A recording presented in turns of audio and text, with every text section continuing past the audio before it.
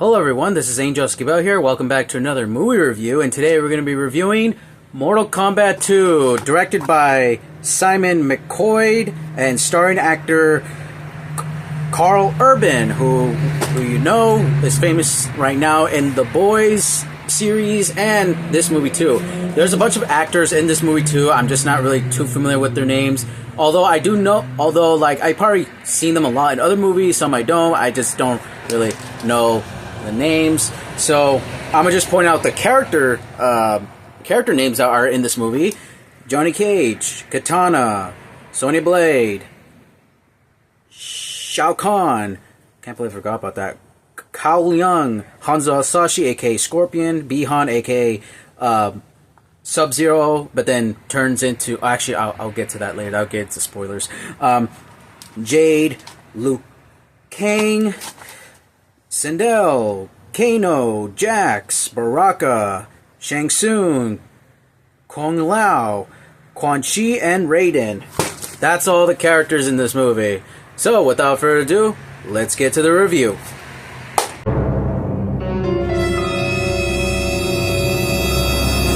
Mortal Kombat 2 is a direct sequel to the Mortal Kombat movie that came out back in 2021 or 2020, yeah, around there. You know, when movie theaters were opening up. You know, when COVID was happening and stuff. But instead, this movie, instead of being Kao Young being the main character and the main focus, even though he was in the movie, it follows Johnny Cage, who's played by Carl Urban. You know, it's crazy because this movie was supposed to come out last year, but you know, and then when that moment hit, we got an announcement say, oh, it's been delayed till next year. You know, it's crazy. I was supposed to come out last October, but you know, now it's here. It's like they stole it from us. You know, they took it. That was today, and stuff like that. So, back to the story. Obviously, this follows back... actually, our story starts off with young Katana and her family and stuff. So, her dad is going to face off Shao Kahn, to defend, their kingdom. However, Shao Kahn wins because, he's evil, he's big bad, and that's why he won. So, he rules over Edenia. Years later, we cut to our main character, Johnny Cage. You know, he's kind of like a washed up actor. He's no longer A-list anymore. He used to be a big thing. Now he's no longer famous. And until he meets Raiden and Sonya Blade. I can't believe I'm forgetting these characters' name, and I played this game before. So yeah, he meets them. Then he thought that they were cosplayers, but then he ends up at the Outworld, or I think that's what it is. Yeah, or any of the realms. And then when they told him that, he was summoned for Mortal Kombat, he wants to, nope, gotta go back. But too bad, he was summoned to a fight. And, they all bring back our returning characters like Kao Liang, Sonya Blade, Jax, Liu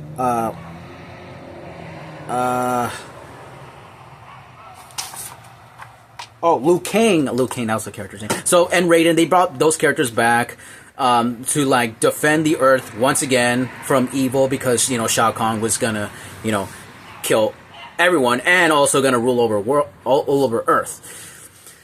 This movie, it's really good. Obviously, I won't say as a for Mortal Kombat standards, I won't say it's a flawless victory because obviously there are some issues I have.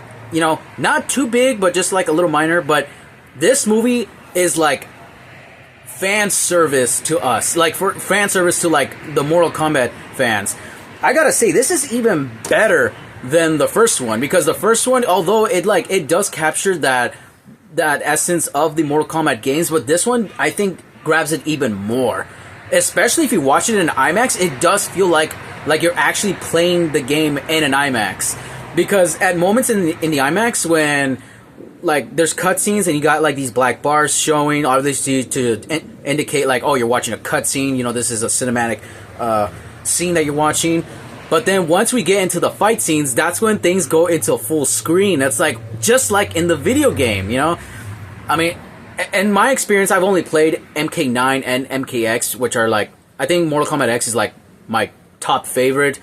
Till this day, I've still not played Mortal Kombat 11 or MK1 because, I mean, they don't have Doomslayer. You know, that's what I've been waiting for. But back to the story.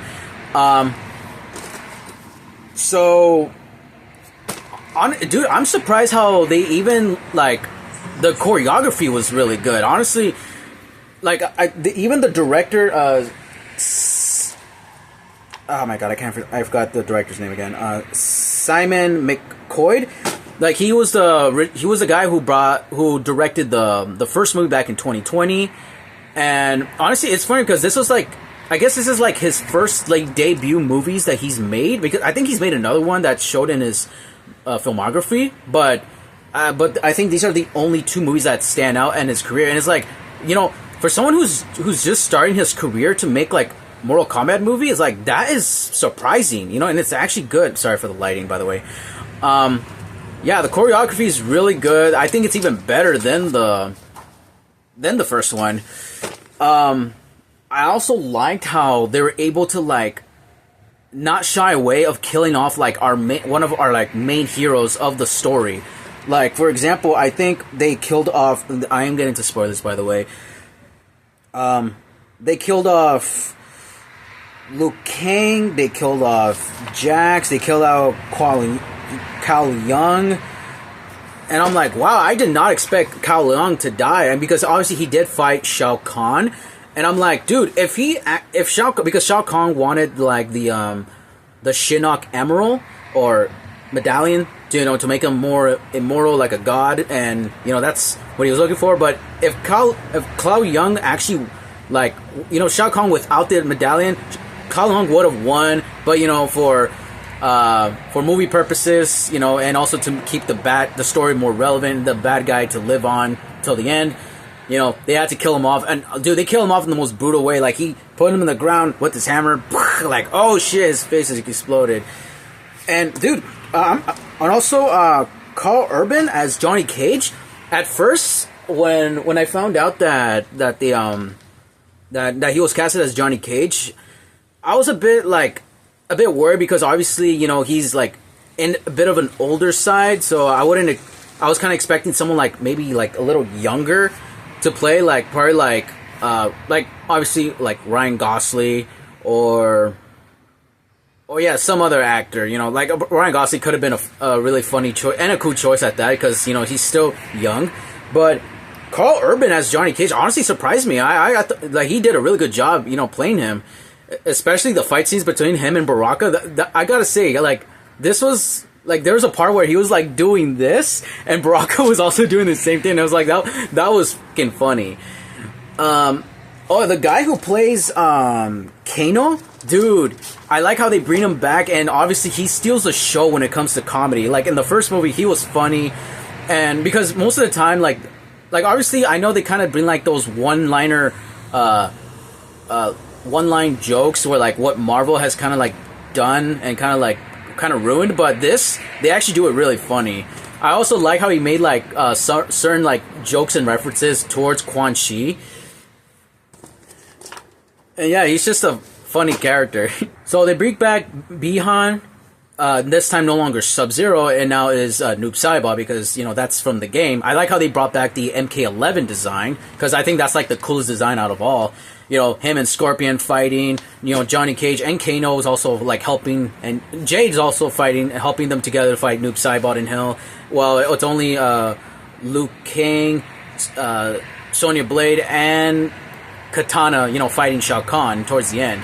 It's funny because, I mean, even though it's not game accurate, but Kano, it's crazy because Kano is not meant to be, like, the good guy character, because obviously they did that part in the first movie, but then they brought back to life, but then, he's the good guy.